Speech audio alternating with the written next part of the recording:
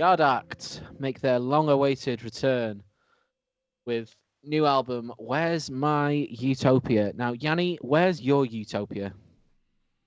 When this album finishes, Thank you. Right on cue. Well done, Nice, Yanni nice, boy. nice.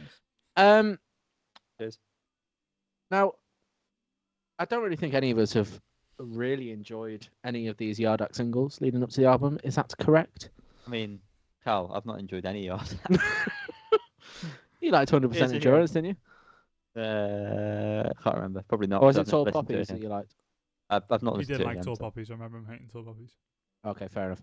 Liam, what were your overarching thoughts about the singles? I kind of liked We Make Hits. For its Wow, just, for its that's a groove weird decision. Um, from but the I singles. feel like I have hit a bit of a Yard Act conundrum in my life, a bit of an impasse, where I much prefer all the singles that were released beforehand in context of the album. Mm. However, I hate listening to a full album of Yard Act. It's a Mm. real. You're so you right. know what I mean? 100%. 100%. It's so difficult because I get what they're going for, and I think it's a very well crafted album.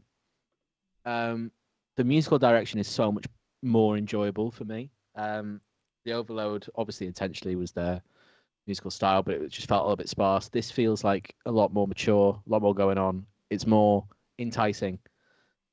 The backing vocals on songs make it more enjoyable. The Katie J. Pearson feature was more enjoyable for me. I know you didn't really vibe with it, Still but it was just something different. Which the music is never the problem, especially on this stuff. I really enjoy what they're trying to do. But the main, I don't know what he's called, the lead singer, the lead talker of Yard Act. His name James, is it? Yeah, I think his name's Yeah. James. James. Smith. All right, there's his legal name. Anyone wants to take any credit out in his name? Yes. Are we getting Company's House up this week? Or? Is that what it's called? Great question. Don't do that, Liam. Far It's a too late. new running segment now. And it's really hard to say that it's just Yard Act again because there's so much that they've done to change from album 1 to album 2. Lyrical content's different, obviously the style, but just with the vocal style remaining as it is, I can't look past it. I just can't. It doesn't make it seem like there's been any progression, does it? It's weird. It is, even though it there is has weird been musically, but because that is so overarching and like obnoxious. It's not obnoxious, but you know what I mean. It's just at the forefront of the it's song. very in your face. Yeah, that's it. Yeah, in your face. It just doesn't allow me to kind of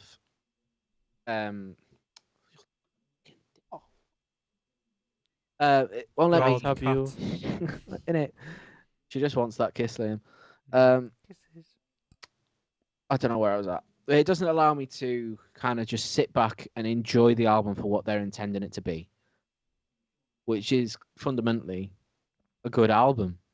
Just for me, it's such a barrier, and I can't get past it. Callum, let me say, have you done? Let me say it, Callum. God, back I off. completely get where you're coming from.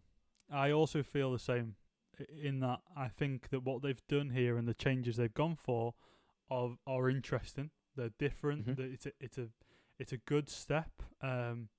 You wouldn't, without his voice, you wouldn't expect at all this is Yard Act. Apart from some of the guitar tones and stuff, it feels very different.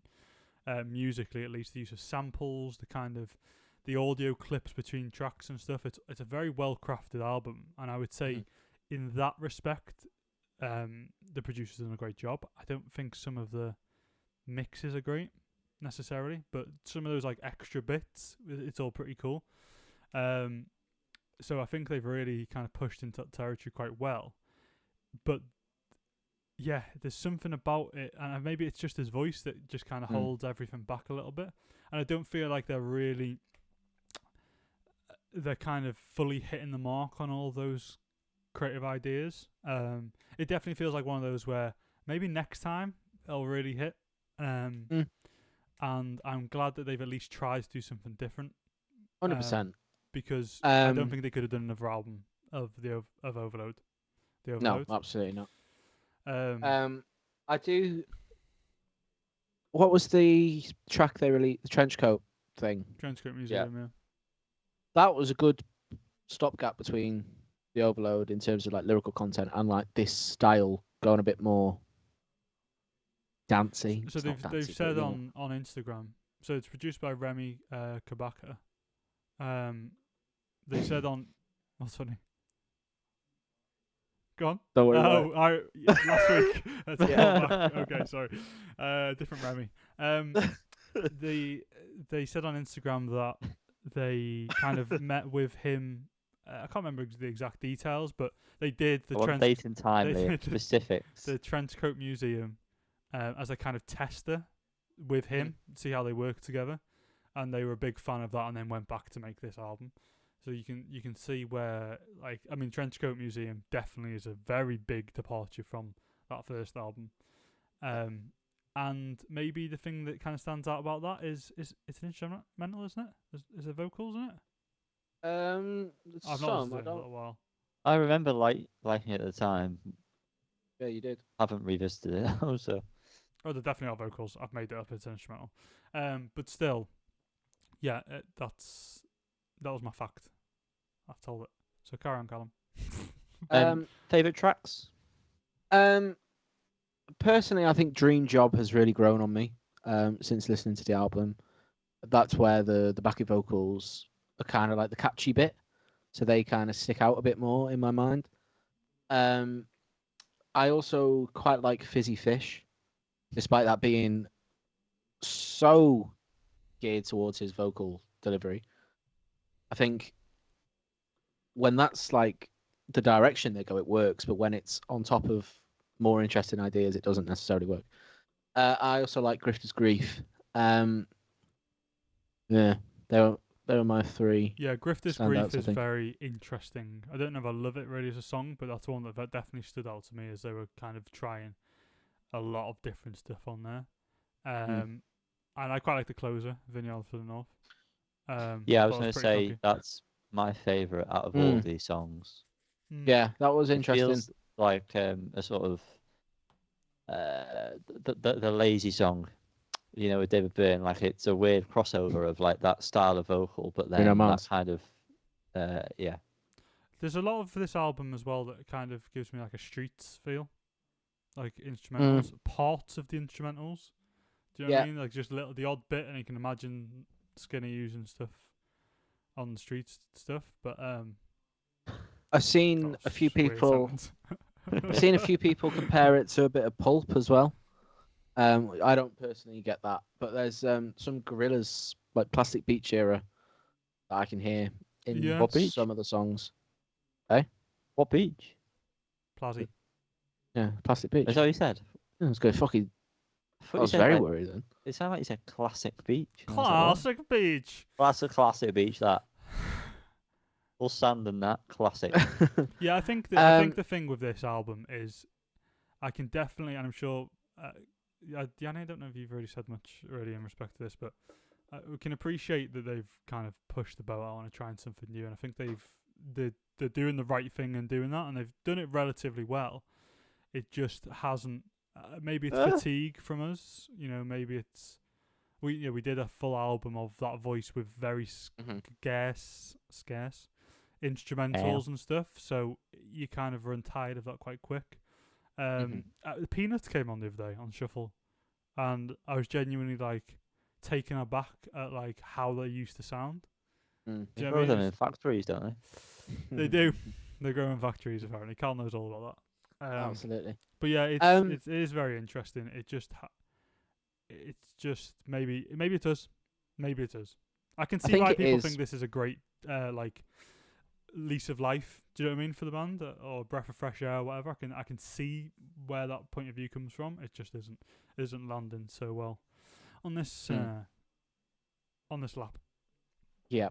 If this was the first I'd heard of the band, I genuinely think I'd be banging to it. Because I loved Fixer Upper when that came out. I love a few of the songs on the Overload, but like I said, it's just a full project I struggle with. But I will well, I have added a few of the songs to my 2024 playlist, which I'll keep coming back to. Oh, But I That's can't nice. imagine I'll come back to the album as a whole for a few years. But I do think it'll be one where, in hindsight, I'll Mm. enjoy it. I'm just not ready for it, I which get is a that. weird thought process to have a week after it's been released. But yeah, unless anyone has anything else to say, I think we should rate it. We must. Go ahead. I think I'm gonna give this a 7 out of 10. Which I'm very surprised with, but I can see where they're going. It's a very good album. It's just not necessarily for me Hmm. yet, but I want it to be, and it will be eventually. Yeah, this one. I completely get your 7. I'm very much like a 6.5 on this, or even a high 6, but 7 feels 7 too then. high. No, I guess I'm probably going to just round up to 7 because 6 feels harsh, but I don't really feel fully comfortable giving it a 7. Does that make sense? It's less than a 7. It's more than a 6, definitely. But I'll give it a 7 in spirit of rounding up for the benefit of the doubt. All right, I'm gonna give it a 5, and that's how it should be done moving forward, Liam. Well, I do want to. It's Yeah, because I'm only messing. based on other, I've given albums I actually enjoy 7s because they just not blow me away. Whereas this is kind of almost the other way around. So it's not. I don't think it's fully deserving of the 7, but also 6 compared to one we've just done, which I gave a 5. It feels harsh. Does that make Did sense? you give it a 5, did you? Everything I'm talking about. Yeah, you gave it a 6, didn't you? 5.